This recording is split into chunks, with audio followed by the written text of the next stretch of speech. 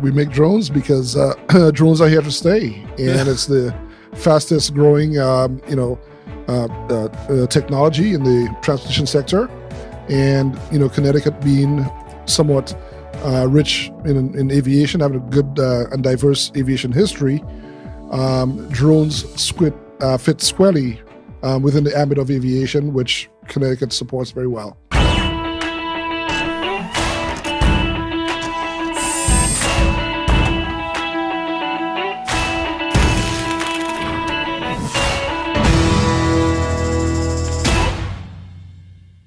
A quick interruption to remind you to like, subscribe, and rate this podcast so we can get your feedback and know how to make it better.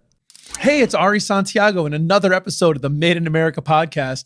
Today, I'm with Barry Alexander, founder and CEO of Aquiline Drones, right here in Hartford, Connecticut. I am so excited to have Barry on. Not only are we going to talk about the exciting technology about drones and where that's headed, manufacturing in a downtown area, also exciting, but somebody with pilot's experience. And I love technology, I love manufacturing, and I love flying.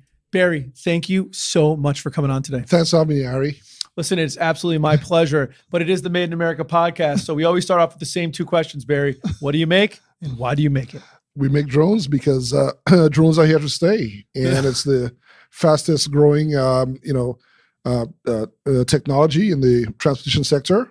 And, Connecticut being somewhat rich in aviation, having a good and diverse aviation history, drones fit squarely within the ambit of aviation, which Connecticut supports very well. Absolutely. And I'm really excited to talk about that. But before we get into the depth of the what and all that, let's talk a little bit about your background, Barry. How did you get from the beautiful island of St. Lucia to a drone company founding right here in Hartford? How'd you get here? What's the why? What got you? By boat, by plane, by planes, trains, and automobiles? No, I had an early interest in aviation as a kid. Always looked up into the skies and being absolutely marveled by aircraft, and somewhat gravitated to the U.S. In pursuit of a career in aviation. I had family here in Hartford, and that provided me the opportunity to leave St. Lucia and come out to the U.S. to pursue that interest. So here I am today, having successfully delved into aviation on a professional level. And, what you see today represents somewhat of a culmination of everything I've done in aviation, now put it all into the drone space. Yeah. So, and you were a pilot for, I think, 2 decades, maybe a little bit more? You've been an instructor. Yes. You've been in ground crew or maintenance as well. Like, what does it take to become a pilot? Like, a lot of people see the planes, they've got that same wonder, right? And I got a son, we talked a little about family before. I got a 4-year-old son. Every time a plane goes by or we hear a plane, he's always looking up in the sky. Poppy, where do you think they're going? What kind of plane is that? Yes. What does it take to become a pilot? Well, it takes a fair amount of tenacity and fortitude. If it's the thing you really want to get into or are inspired by, then I think it is deserving of a fair amount of commitment. And so you have the commitment, you have the tenacity, then comes the funding, which is usually the biggest challenge in aviation, because as you know, aviation will teach you new ways to lose money. and so once we had a lot of those in place very early in the game, the result was clear that I was well on my way to becoming, a successful, aviator. Yeah. And so where did you fly? I know you flew commercially, right? You flew big jets, right? I've flown around the world a fair amount. Early beginnings was pretty much around the Hartford area. Started off at Brainerd Airport, and that led into me getting all my licenses and ratings and the certifications necessary to become a flight instructor, but also spend some time in the maintenance space, where I became a certified aircraft mechanic. Went to school out in Danielson, Ellis Tech it was called. From there on to Bombardier Aerospace, where I worked as a mechanic, then flying airplanes single pilot night cargo out of Albany Airport, flying cancel checks for KeyBank and lab specimen for LabCorp, and then on to the airlines. And my most recent stint was with a company called Atlas Air, flying 747s around the world in support of U.S. military operations through the Air Mobility Command and every other commercial application you could think of, whether it be, cars or motorcycles, for Formula One or MGP racing, World Endurance Championship. You don't stop to think of how much commercial activity is enabled by, air transport. But if you were to open your refrigerator, I'm pretty confident that I could tell you where everything's from, and it's not from the U.S. And some of it makes it on a plane somewhere, you think? Oh, yes. Asparagus comes out of Lima, Peru, and cherries or genetically modified corn seed or fish comes out of Santiago, Chile, or electronics out of Taipei or most parts of China, textiles, Zaragoza, Spain, you name it. Yes. Most of that's, and we all think of that coming on boats, but some of it's getting flown around? Most of it comes through on airplanes. Even your high dollar, racehorses get moved around with airplanes. Huh. There you go. So answer this question, right? And hopefully no offense on this, but some people say pilots don't do anything anymore. Computers fly the entire plane. Other people say, no, the pilots are critical. You've been you've been in the cockpit. What's the truth about that? Well, the truth of the matter is pilots are, they're very relevant in their capacities. And it's, how do you take an airplane weighing close to 1 million pounds out of, say, Miami down to Bogota, Colombia, in bad weather, autonomously? It just cannot be done. So I think pilots don't get enough credit for the level of professionalism they've attained and they maintain through recurrent training practices that are sanctioned by the airlines, and also all the other relevant things that benefit safety, as far as subscribing to a drug and alcohol program or safety management system. Everything that enhances safety that pilots do, and they have to do because of their job, they don't get credit for. It looks glamorous, which it is to a certain extent. Yeah. But we do go through. It's the most highly scrutinized profession in the U.S. Doctors don't have to go through recurrent training once they achieve their licensure, but pilots do every 6 months, and it's not.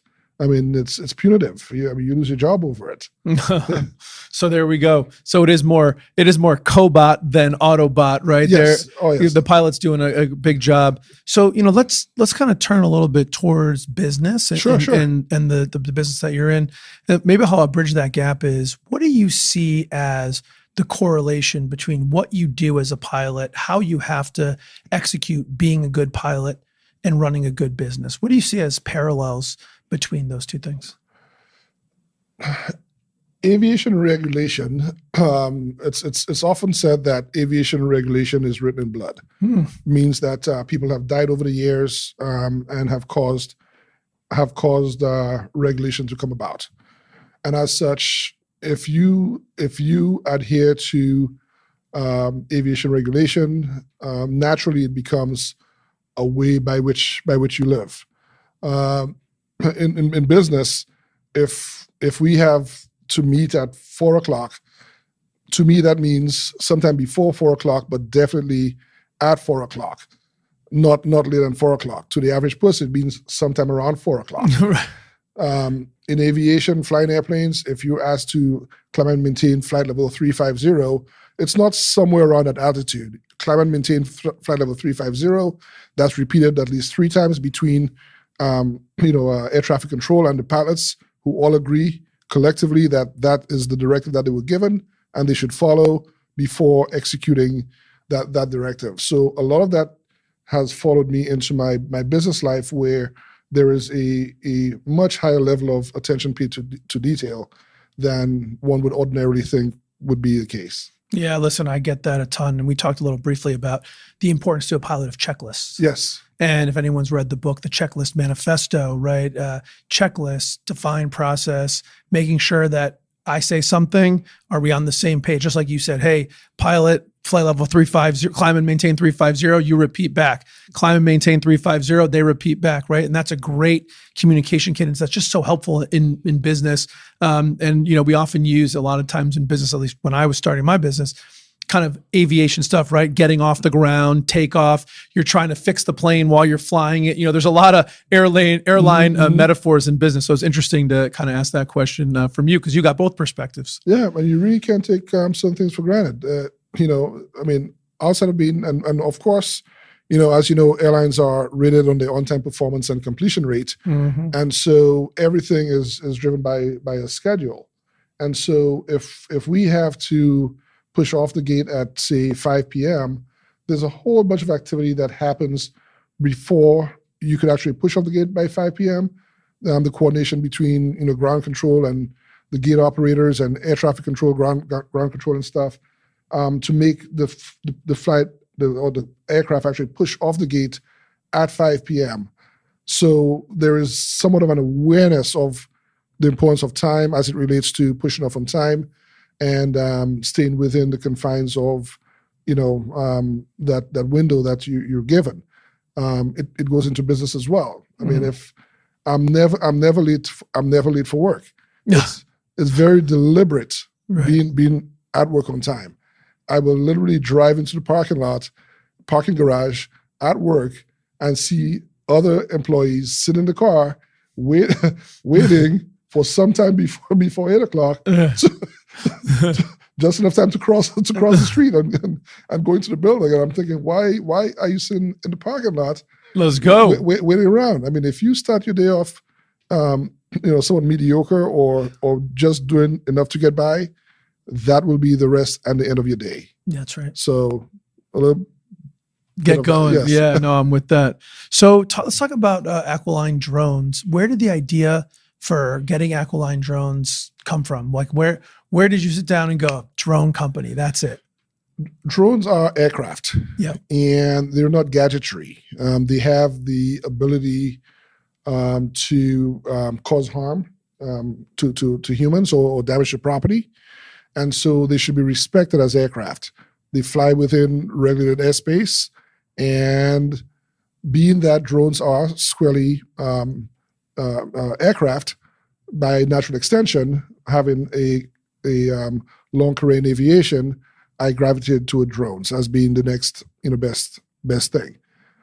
It being the fastest growing sector made it very interesting. I had the unique opportunity working with Atlas Air, flying around the world, circling the globe a few times a month to visit factories all around the world, whether it be in China, in Europe, in Asia, the Middle East, South America, everywhere. Visit a lot of factories, a lot of operators, component manufacturers, things of that nature, trying to vet the industry properly to understand where the industry was headed, where we were as far as, by comparison in the U.S., what would be the key entry points into the industry into the U.S., and also the requisite resources required to that had to be amassed, whether it be money or personnel, to put together a nice company, a decent company, but also be somewhat of a forceful market entrant to have a sustainable business in the drone industry. Is there, so let's just take one step back on the drone thing. Are there different flavors of drone? I know this because I know some people that use drones commercially. We talked about that you need an FAA pilot's license to pilot a drone in some cases. But I also know people probably have kids at home that bought a drone at Best Buy or whatever. With something you put your iPhone on that takes pictures in the backyard. So, talk to me a little bit about that. Maybe educate the audience on what is that like? Are there different tiers of drone usage, and where does Aquiline fit into that? Aquiline, rather. And that does speak to one of the key differentiators between Aquiline Drones and most other drone companies out there. And when I say drone company, I mean that You could be an operator, you could be a manufacturer, you could be, supporting part of the, infrastructure or ecosystem Yep. that drones operate within. We're different in that we treat drones as aircraft operating in a very responsible, environment, understanding the necessity for regulatory compliance, safety being paramount. And so where drones start off in its earlier years, they start off as gadgetry. You normally perceive drones as toys. Like I said, kids are playing in the parents' backyard. That once people start adding cameras and sensors to the drones and realizing its benefit as far as that aerial perspective, which was ordinarily reserved for birds. Yep. And commercializing it, they realize that, hey, there's an opportunity to make money off of the video or photos that the drone took. And so it became apparent that we needed a regulatory framework to regulate the industry, just as it would be inappropriate to take a moped, on the highway without without a license or registration. It should be just as inappropriate to take, a drone into the skies, which you can still do. Right. And so what you will find in the not so distant future is a more regulated environment, which represents years and years of planning with the FAA, Transportation Safety Board, and responsible operators, all working in concert to provide a safe industry that the public will somewhat understand, will respect, will endorse, and hopefully will embrace. And that will give rise to a thriving drone economy. So where does Aquiline fit in the drone ecosystem? What's the vision of, where are you guys now, and what's the vision going forward? Well, you mentioned ecosystem, and not surprisingly, we are actually building an ecosystem. So when you think of Aquiline Drones, don't think of us as drone operators. Just think of us as basically, the godfathers of drones. And okay. We're building an ecosystem that's supported by a hybrid cloud that we built over the past few years, which supports our entire operation. There are different facets or verticals within that ecosystem, whether it be drone training, which we have a very robust online pilot training program called Flight to the Future, that's designed to take the average person and make them into a competent drone service provider, provide them with a small business so that they could go out there and be productive citizens in a new and exciting technology. And so is that they would sort of train? Is this like a franchise type thing? They would be, or they would just do their own thing, and you just be kind of behind the scenes. It's similar to a franchise. We provide essentially the entire infrastructure for you to train, own your own business. We provide drone insurance for the first year. We also provide you free access to our cloud for a year, being that our drones are connected to our cloud. And we send you out there and we provide you with work when all is said and done through a novel app called Drone on Demand, akin to Uber, where the average person could order drone services through the app, which we then take in through a formal intake process. The job is vetted for legality and then goes through mission planning, dispatch, and then the very operators who train through our program are the ones who get to pick those jobs on the day that the service is required. Huh. And so they can go out and get their own work? Yes. Or they could go through I apologize, I didn't read. Absolutely. What was the portal? Flight to the Future. Flight to the Future. So it's flighttothefuture.com. Flighttothefuture.com. So if I wanted someone to do if I wanted to just get my roof of my house inspected, I could go to flighttothefuture.com and Absolutely. The app is in its beta testing phase right now. Everything else is put together. And so when you're done with the program, here you are. Today is Saturday or Friday. You wake up on Saturday morning. It's a normal working day for you. You activate your app on your peripheral device, and you see all these jobs that are available to you within, say, a 25 or 50-mile radius of where you are. And the unique thing about the app is, as you drive, it keeps updating within a 25 or 50-mile radius of your location. And so you get to pick the jobs that you want based on price, the skill level required, the equipment that you have. The system is AI enabled, so it knows who you are as the operator. It knows the equipment you have. It knows your level of skill, and so it will only push the jobs that you're appropriately trained to do to your app for service.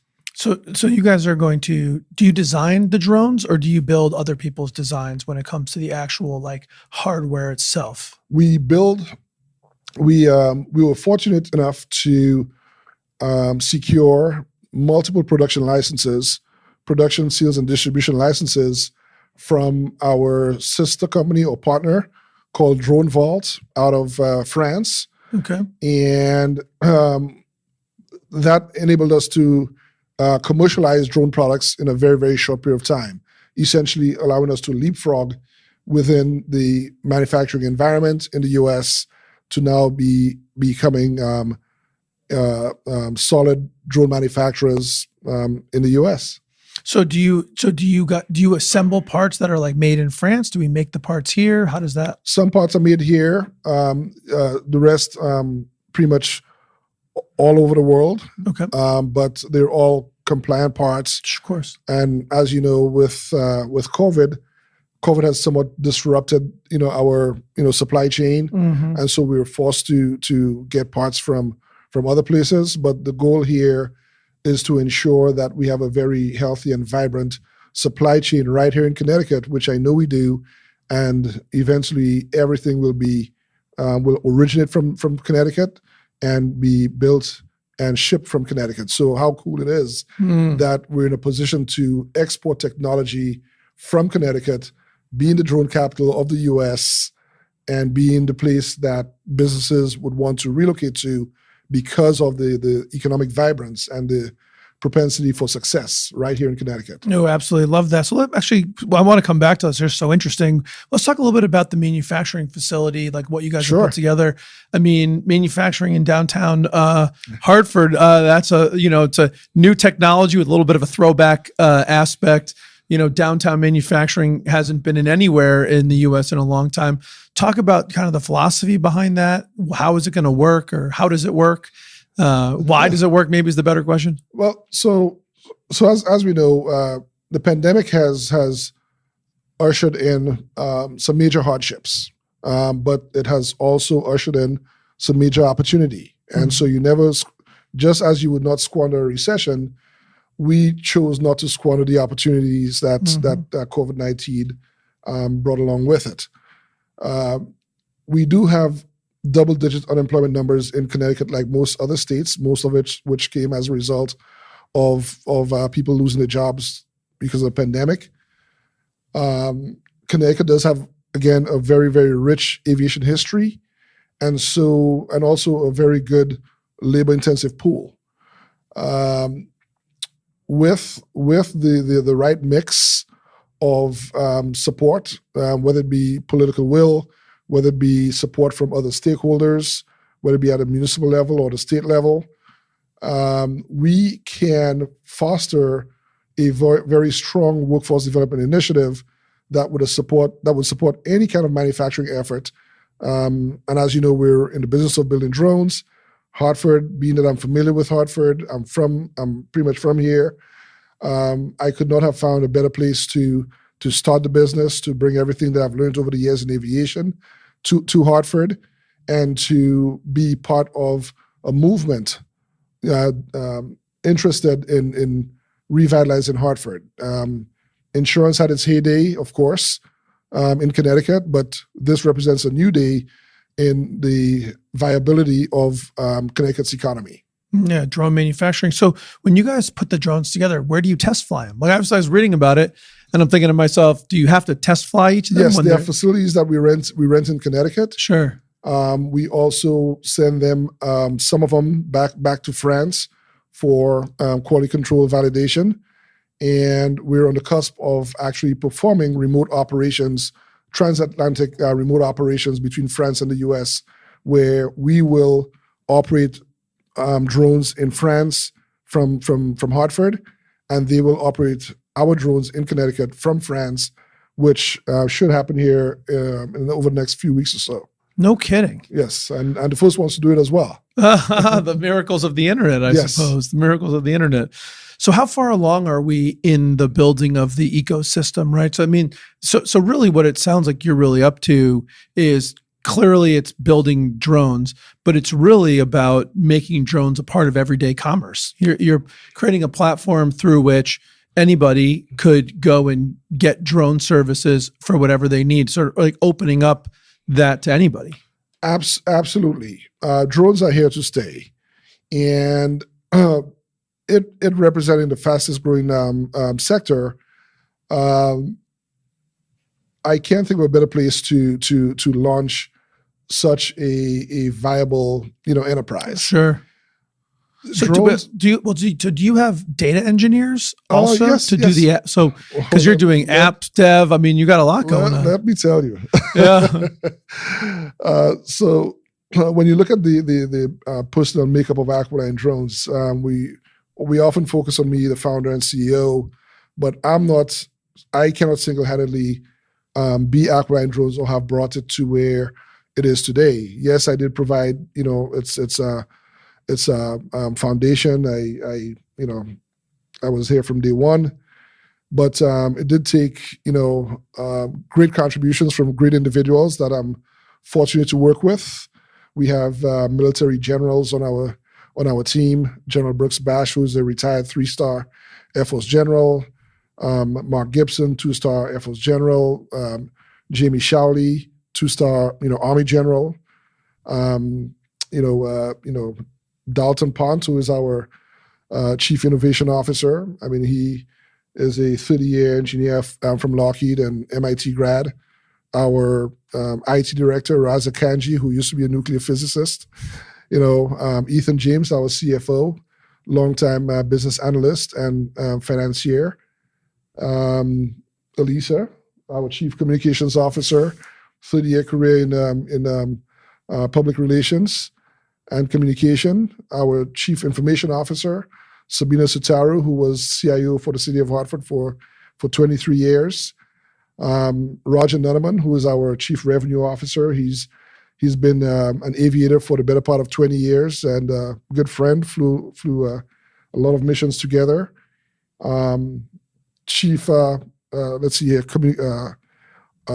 operating officer, myself. And on the aviation side of things, Tom Keck, who is our director of operations, he and our chief pilot, Dave Russo, together over 40 years built about 6 different airlines. We also have a lot of software engineers, algorithmic mathematicians, other nuclear physicists in the mix. So it's not just me sitting at the helm. Well, it's only me sitting at the helm, but we are a very, very diverse and strong group of individuals that have come together. Emily Guyan being our facilities manager and purchasing, and Sage, our junior IT guy. A lot of us, most of us from Hartford, some from Newington, that have all come together to make this the success that this has been. So I'm happy to share the credit with all of them. They're all very, very committed to our success, and through the concept of shared sacrifice, have made us what we are today. Well, so that's a deep and talented bench of talent. I'm certainly glad to kind of get that all out there. That was awesome. What do you see kind of going forward, Barry? Like what does Aquiline look like in, and I don't know, 5 years, 3 years, like kind of what's the roadmap? What can we look forward to, going out into the future here? Because it sounds like we're really at the point right now where I think you're 4 years in, and so anyone that's ever started a business before knows. Every overnight success usually has like a 20-year history behind it to get there. Clearly, you've got a lot of experience in aviation. Their team is deep. You spent a lot of time kind of developing the partnerships. You got to build the platform. And it sounds like a lot of that's starting to, that flywheel's starting to get going. So what are we going to see when we have you back in a year, 2 years? What does it look like? Aquiline remains steadfast in its pursuit of excellence and being the best in the industry, or one of the best in the industry. We are steadfast in making Connecticut the drone capital of the U.S.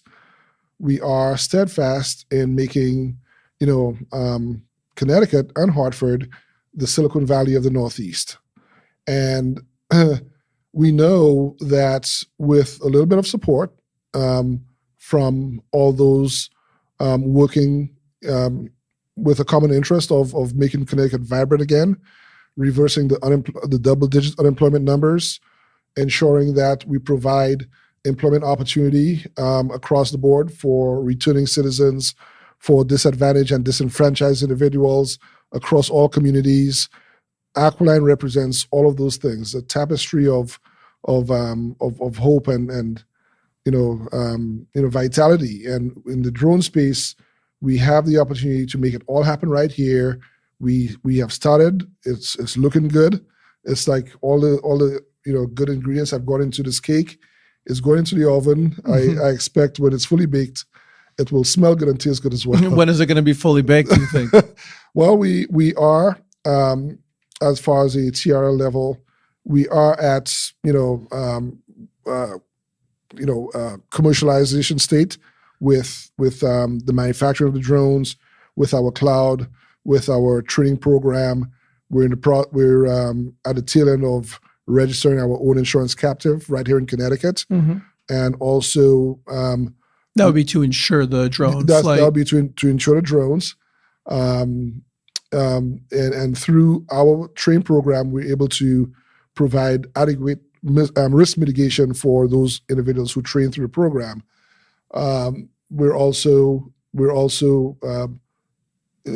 looking at the possibility of financing our drones so as to remove all the barriers to entry for the average individual wanting to buy a drone or train through our program, along with looking at stuff in the public space. I mean, the question keeps coming up on a daily basis: when is Aquiline going to go public?